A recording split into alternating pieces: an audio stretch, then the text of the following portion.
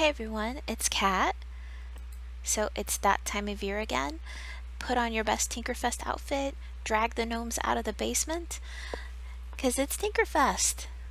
So lots of fun things to do. What I'm going to show you guys in this video is the Antonica and Common Lands Tinkerfest PQ and the strategy behind it, okay? Those PQs, it's all about the strategy. It's all about following the script. It's not about DPS. Okay, so the first PQ is always going to be the one that takes place in Antonica. So you can fast travel or take a wizard spire, okay? Because the PQ that we have in Antonica is actually just to the west of the wizard spire and Windstalker village. So going to that location will put you closest to the PQ that you can get to. And what you'll see here is that after I land on in Antonica, when I have my map up, you'll see it's got that blue-green circle, okay? Those blue-green circles, when you're in a zone and you've got your map up, those are always, hey, the PQ's going on right here. You know, it's current, and if you scroll over, it even tells you how much time is left over in the PQ. Now, when I fly over here, you'll see all these robots, okay? What I want to do is I want to look for these little two robots in pairs on the ground, okay? The one on the right here works as a workstation. All right, so and you're thinking, okay, well, where do I get those mats? It's the one on the left, okay? Go ahead and click on him and harvest him for mats, and then you want to go and craft the item. So what it is it's basically going to be an illusion. Or think of it like a little kind of remote robot that you get to play and have control of. Okay, so you cannot run over here and just start whacking on robots as your normal tune. You have to be in robot form to do any sort of damage to them whatsoever. So make sure that you get this first off before you do anything. And this is a limited time illusion. It only lasts for a few minutes. So if this phase 1 of the PQ goes on too long, you might have to do this multiple times. But don't worry about it. There's plenty to go around.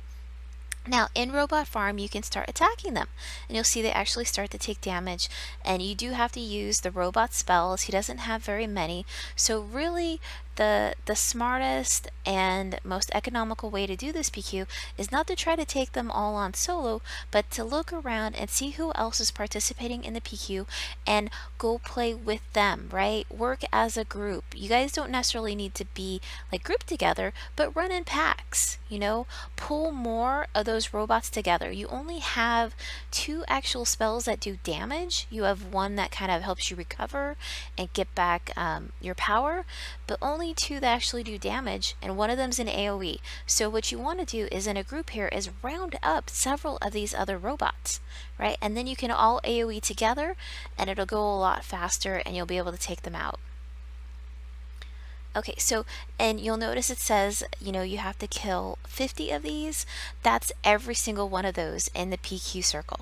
So, but once you get past phase 1, then it's phase 2. You get put back in your own skin, and what you'll want to do is run up to the named, okay? He has a little mechanical gear that he talks to. You'll see his name is Cursor. That's right next to him. You need to click on him, okay?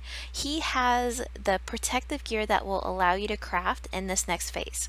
Right? So what you'll see is he had a helm, right? A headpiece for you that you had to equip, right? Along with the little wrench that he has, or the little hammer.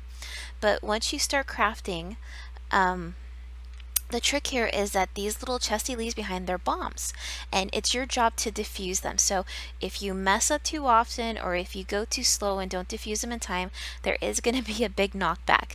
But if you get it in time, you'll see I have a bomb now in my back. So what I want to do is I want to find the named and I want to target him, and then I can right click on the bomb and I can throw it at him.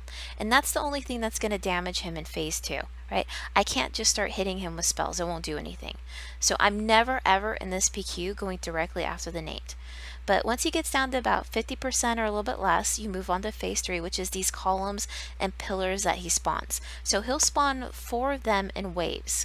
So you see, again, no point in attacking the named, kill the pillars, okay?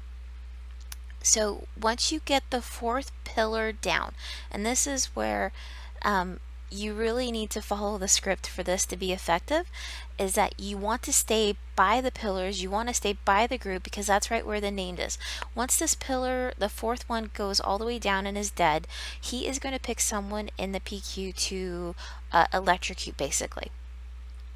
And the trick is, the only way he takes damage is if the person who is getting electrocuted is standing near him, right? So you don't get damage, you don't get hurt, you do get bounced, but he takes damage, and it's the only way he will. So don't be that person that is standing way off and doesn't know what's going on. You know, if nothing else, at least run with the group here and stay with everybody. Okay, but after he does that, then he's going to spawn 4 more pillars, and he does this in waves. Okay, so it's after about the 4th or the 5th round, I think it is, you know, when you get down that final 4th pillar, is then the PQ is actually over. So, and you'll see he gives this little script of, oh my gosh, you know, he's so tired of you guys, he can't stand it, the surface is for him, he wants to go back to Maldura. Okay, so this is how you know it's over, aside from the fact that there's no more pillars spawning. Now, when he goes into this little speech, if you are a toon that is capable of flight, what you want to do is hover. Okay? Because if you're standing just on the ground, he is going to give you guys a massive knockback. And what you'll see is here, when he does that, when he drops a chest and leaves, is that everybody who's just standing on the ground is going to go flying. Yep, right out of screen. So if you can hover, the knockback won't hit you as hard, but then you can follow the wisp to the chest and look at all the cool stuff that you get from the PQ. So usually you get multiple items. This headpiece I got is actually really, really cool. Really good item a couple years ago, now not so much, but the appearance is still really cool. But don't just go ahead and leave once you get your loot. What you want to do is come back to this mechanical beast that he's left behind. It's harvestable. So it gives you scrap metal, and you want to collect until it won't let you collect anymore. So until when it says that you can no longer take any more scraps, then that's when you want to stop, because really cool stuff that you get from this PQ, you actually craft. So it does, you do have to go to the merchant in Steamfont to get a couple of the recipes, but he drops some of the pieces you need from that scrap metal, and you do have to be a tinkerer, but they're really awesome stuff, and I'll show you one here. But after you've collected the scrap metal, then you can go to the Common Lands PQ, which is usually just a few minutes behind. You'll see I had it up on the map there. It is southeast of the Druid Rings and like directly south of the Wizard Spire. But one of the things, and there's more than this, but I'm just going to show you one, that you can get from the PQ is a familiar. So not one of the better stat familiars anymore, but a really cool appearance. Really fun to have, especially around Tinkerfest. But it's this mechanical spider looking guy. Okay? And what you'll notice is when I close out some of these screens, is that you're looking at the recipe and the things I need for the recipe. Is that there are about 4 items here, 5 items, including the scrap metal. I have 3 of them. So I got these from last year, but unfortunately I never had the 4th piece drop, at least not for this toon, but this year, fingers crossed, I will get the final piece for that. And then I can have my familiar. Okay, so Tinkerfest is going to be going on for the next, I think, at least 2 weeks. It's a lot of fun. I am going to make one more video for it. I'm also going to do a playthrough on my Twitch channel where I'll do every single Tinkerfest quest. So, and I'll post it afterwards. Make sure you guys check it out. And I think the other YouTube video I'll do will be on like all the really cool mounts that you can get from Tinkerfest. So thanks for watching, guys. Have a very fun holiday.